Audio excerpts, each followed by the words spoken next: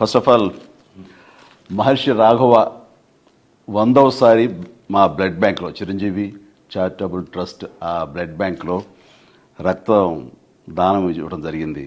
అంటే ఇంతవరకు 50 సార్లు ఇచ్చిన వాళ్ళు 60 సార్లు ఇచ్చిన వాళ్ళు ఉన్నారు, కానీ ఒక వ్యక్తి 100 సార్లు రక్తదానం ఇవ్వటం అనేది ఇదే ప్రథమం. ఇలాంటి సందర్భంగా మా మహర్షి రాఘవని మనస్ఫూర్తిగా మా ఇంటికి ఆహ్వానించి నేను అభినందించడం నాకు ఎంతో సంతోషం కలిగిస్తుంది.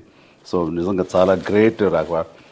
అంటే మేము బ్లడ్ బ్యాంక్ ఫస్ట్ టైం పెట్టినప్పుడు మురళీమోహన్ అన్నయ్య ఉన్నారు అక్కడ.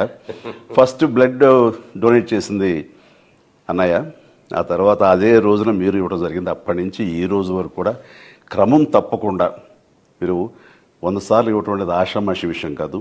ఈ గెస్చర్ ఇది ఎంతోమందికి ఇన్స్పిరేషన్గా ఉండాలి, మరి ఎంతోమంది మోటివేట్ అవ్వాలి. అండ్ ఈ రోజున రక్తం కాపాడబడి ప్రాణాలు నిలబెట్టుకునే వాళ్ళు ఎంతోమంది ఉన్నారు. ఇలాంటి దాతలు ఇవ్వటం వల్లనే అది సాధ్యమైంది. Very happy. రైట్.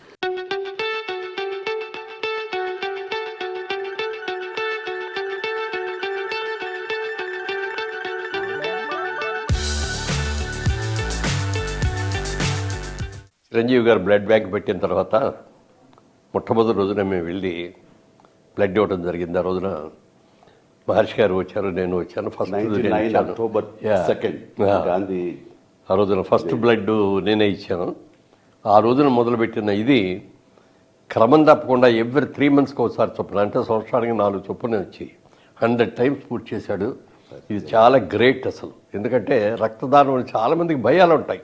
అమ్మో రక్తం తీసేస్తే మనకు నీరసం వచ్చేస్తే పడిపోద్ది, కళ్ళు తిరిగిపోతాం. అది ఏమీ కాదు. ఎస్పెషల్లీ ఎండాకాలంలో అసలు ఎవరు. ఇది ఆల్మోస్ట్ ఏప్రిల్ అండ్ ఇంత హాట్ సమ్మర్ లో తను ఇచ్చాడంటే అదన్నీ కూడా మూఢ నమ్మకాలు అని మరొకసారి నిరూపించాడు.